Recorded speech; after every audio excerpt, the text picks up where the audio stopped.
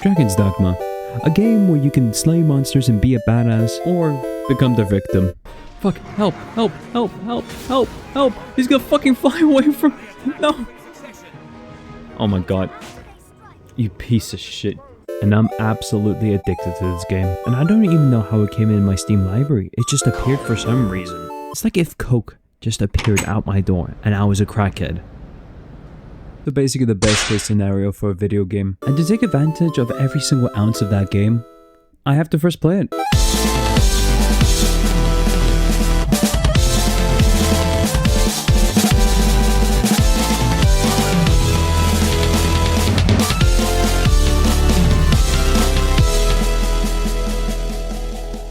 Alright, let's start with the customization. The character customization in this game is just amazing. For its time, I do mention. Since it was released around the 2012 era, the standards of customization was a bit lackluster. Usually, they give us a couple presets of characters, maybe some different hairstyles and different face shapes, and then boom, you got your character. Look at this little beauty. This game uses the exact same formula, but somehow you can make either beautiful monstrosities or amazing masterpieces. And since I'm an artistic virtuoso, I had to make two characters that are strong like gods, beautifully shocking, and just amazing overall, which was Lord Marquardt and Squidward.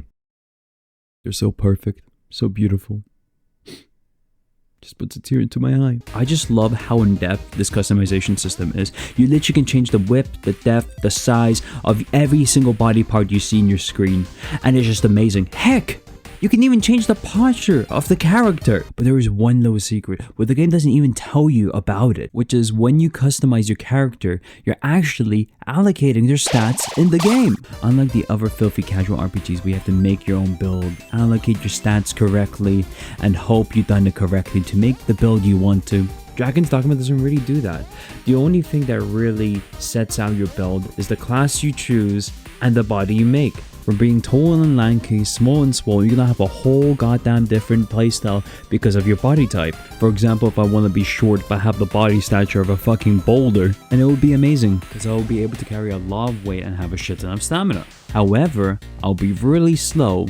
My stamina recovery will be 25% less than the average human in that game, and I'll have less range on my melee attacks because I'm short as hell. My hands are stubby. However, at the other side, if I'm tall and lanky, I'll be a lot faster because I'm tall as hell. My stamina recovery will be amazing because I'm lanky as hell. And as well, my attack range between melee will be amazing. However, it's gonna be really easy to stagger me. A couple more grams of weight will be like a metric ton for that character, and to add to that, my stamina is lackluster. Like even the slightest skill you do in that game will consume a shit ton of stamina, and when you run out of stamina in this game, you're not gonna just like, stand there all willy-nilly. No, your character's gonna be leaning on his goddamn knees, waiting for God to take the goddamn wheel while he recovers some bit of stamina to just get the fuck away from here. And those moments where you just run out of stamina are so stressful because anything can happen.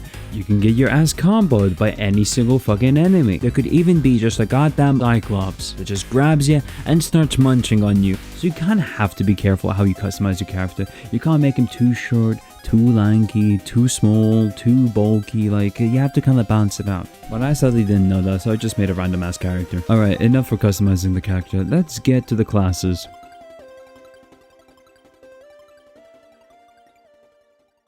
There are about 9 classes in the game. You get introduced with 3 of them at the start of the game, but then later on, you get introduced to the others. When you find the main area, you're gonna reside it. And out of all the 9 classes, there's only one correct class you should only choose, which is Strider. The second you choose Strider, you basically just get transported into Metal Gear Rising Revengeance, but it's just the medieval era. The class is just amazing in general. You get a bow and arrow and daggers for easy and fast long range and close range damage. The class is legit made for the main mechanic for the game, which is just being able to climb every single big ass monster and stabbing the shit out of them. Heck, there's even a skill you can upgrade that makes you stab the enemies you climbed on really fast, so you can just shred the shit out of their health. You literally become into a damaged cheese grater, or even a fucking Beyblade if you focus to one skill. I just love this class because the other classes just go for the traditional RPG fantasy style. You can cast spells, maybe enchant your swords, weapons, support your allies, but this class, you literally are made to run straight at the enemy, kick them up, blow them up, maybe throw some goddamn strings at the enemies to ensnare them in, and just combo the shit out of them. This game can literally just become into a fantasy street brawler if you just find the right weapons and skills. Alright, we got our body, we got our class, let's talk about the whole world in general. The whole game is massive, and since you're gonna be new to the game, you have to walk through most of it. Like yes, there is fast travel, you can find some port crystals and find a thing called fairy stones to just fast travel. But they only put it to certain areas, not all of them.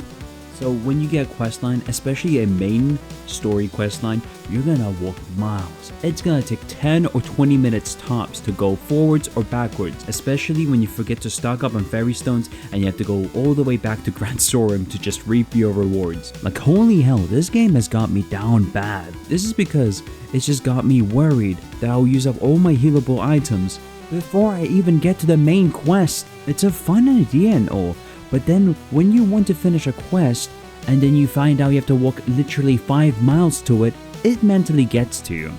Especially at the end game. Oh, we gotta travel so long now. I don't want to deal with all this travel. Can I just auto travel? Is there an auto travel thing? Alright, let's get to the creatures. Out of all the fantasy games, Dragon's Dogma is the most realistic one overall. Like yes, there are goblins, griffins, chimeras, dragons, and every fantasy creature under the sun. But they have really realistic creature behavior to the point I think this is how they actually would act in real life. For example, like Sumerians, they're lizard-like people, so you can assume a couple things from them. Like for example, they're cold-blooded, so that means they're gonna bask in the sun for most of the time. And since they're lizard-like creatures, they might even just stay near bodies in water to keep their skin hydrated. And guess what? Most of your encounters for Sumerians is literally near bodies of water or places where they can bask the sun in. And sometimes you can see them in caves, but that's when there's a little bit of water and that's when they lay their eggs, which is so accurate on how most lizards actually act. And there's many other examples in the game. The attention to detail and how every single monster acts and lives is just insane to me. I wish we had this in many other games than this. Like even the snakes, spiders, and bats are placed in the correct areas. Like they're common creatures that are placed in every single cave. Even if they're super annoying to deal with, it just makes sense. Because in real life, when you go to an undisturbed cave or even an abandoned area, you will find either critters, bats, snakes, or spiders, and they will try to attack you because you're invading their territory. And that's what the game does. No matter what level cave you go in, no matter what section of the DLC you get in, if you're gonna go in a cave or dungeon, you're gonna find spiders, snakes, and everything in the above. And I just love that. The attention to detail for every monster, every critter, every enemy you encounter is just such a high level. It's insane. But overall, the game is just breathtaking. Like you can just see the amount of passion and love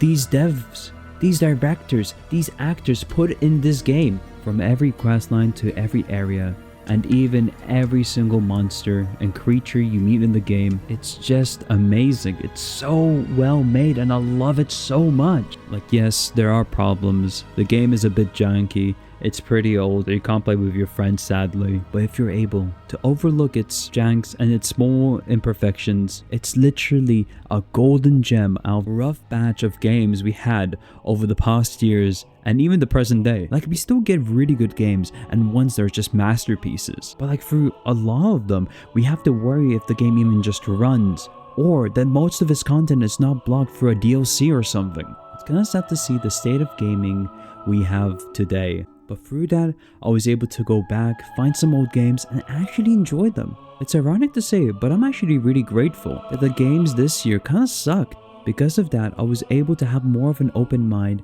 and give chances to the games I thought I would never play or enjoy. And I hope you guys can have that same open mind as well for this game.